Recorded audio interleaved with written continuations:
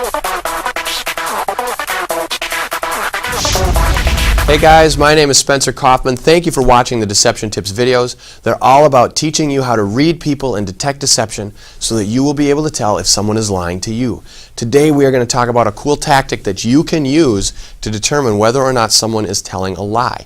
What you can do is suggest things to them. You can give them different ideas or different things that maybe they might want to use or that they might get afraid of in order to get them to reveal the truth or to admit to something. So this is deception tip number 26. Oftentimes, accusing a liar of a more serious crime may entice them to admit to or agree with the accusation of a lesser crime. So this is a good strategy that you can use when you're trying to figure out if somebody did something or if somebody didn't do something.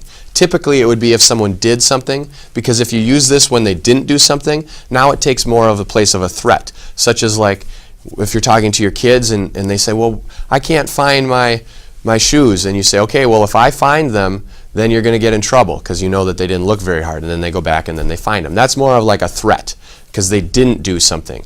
However, if they did do something and you're trying to find out whether they did it, like did you leave the water on or did you leave the light on, and they say no, well then you could start suggesting something like with a more serious consequence, like, well, you left the light on and now the bulb burnt out, so you need to pay $1 out of your allowance. And for a little kid that could be something serious, and they might say, oh, okay, I know I left the light on but it's not burnt out yet. And you kind of suggested something, so you're incorporating a little bit of deception as well by suggesting a higher consequence or something with a higher consequence to get them to admit to or agree with the charges brought against them on a lesser crime. So now this could really work in law enforcement situations where people are, maybe someone broke into a house and they were the last person to see someone alive. You could probably see this in TV all the time where they may accuse them. They say, well, we have your prints at the scene, or we know you were there, we have a witness that saw you there, and we're going to pin murder on you. And the person's like, now wait a minute,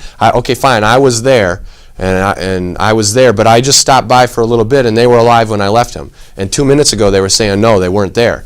Well, now they're agreeing with the lesser crime because they don't want to get murder pinned on them. They want to make sure now they'll admit to or agree with the lesser crime to avoid something of a greater crime. And now the people interrogating them may know very well that they didn't murder him. They may say this guy doesn't have the brains to do it, or this person wasn't there, or they have some other evidence that indicates it in a different direction. But they're using that tactic to get that person to admit to being there, so at least they have a timeline that's more narrowed down. So this works very well not only in law enforcement situations, but also in situations, as I've said before, with children and with other people as well. You can suggest different outcomes, different consequences, different things that are more significant or have more or greater consequence than what they are trying to figure out at a first level. And oftentimes the liar will get scared and they will admit to or agree with what you are first suggesting. So really what happens is they're telling a lie, then you're getting them to admit to something. So they have first here, they're saying, no, it wasn't me, I didn't do it, nothing happened. Then you're getting here and you're saying, yes, it was you. Then you say, fine, okay, maybe it wasn't, but maybe you did this as well. So the third level, and they say, no, wait a minute, I'll change my lie, I'll agree with what you're accusing me of, but I didn't do this. So now they're contradicting their first story, thus proving that they were a liar, and they're agreeing to what you said in the first place. But because the stakes have changed and now the threat is greater, they are agreeing with something lesser. And in addition to this strategy, you can use other strategies that we've talked about in other videos, and you can also look for signs of deception on their body and face and in their speech as well, because there will always be more than one sign.